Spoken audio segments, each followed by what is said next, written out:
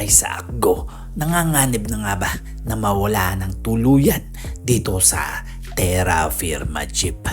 Marami na nga naglalabas sa mga balita na si Isaac Go nga daw balak na daw hugutin ng SMB. Well, usapan na nga yan sa social media dahil alam naman natin na ang SMB nangangailangan na nga ng katulong pagdating sa mga sentro o power forward. Well, marami na nga nagsasabi na tuluyan na yata kukunin ng SMB ang serbisyo neto ni Isaac Go. Well, alam naman natin na nahihirapan talaga si Junmar Fajardo kaya natalo nga sila sa Meralco Bulls. Ang Meralco Bulls nga nagpakita ng gilas at lakas at determinasyon laban sa Barangay Ginebra pati na rin sa sister team nila na SMB. Well, nakikita naman natin na ang SMB kulang nga ng sentro pagdating sa ilalim dahil hindi naman basta-basta makakaya ng SMB kung si Junmar Fajardo lang ba ang kikilos doon dahil may kayabangan nga ang ibang player ng SMB kaya siguro tuluyan nga sila natalo.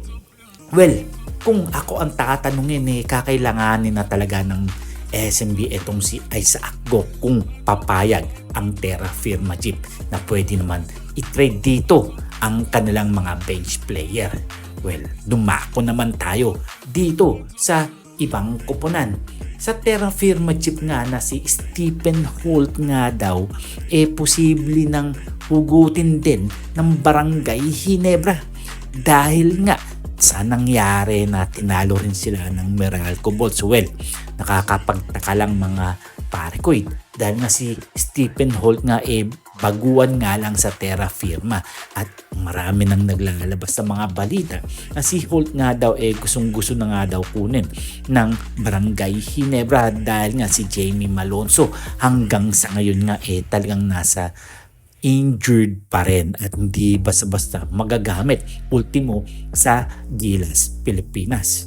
Well, kung ako ulit ang tatanungin, gusto rin naman makuha itong si Stephen Holt dahil iba ito at iba ang ipinakita noong All Filipino Cup noong nakalaban nila ang mga iba't ibang koponan.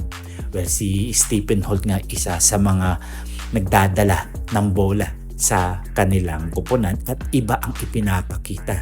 Posible kaya makuha ng Barangay Ginebra ang serbisyo ni Stephen Holt? Well, abang-abang na lang tayo sa susunod na season. See you for my next video. See you for my next vlog.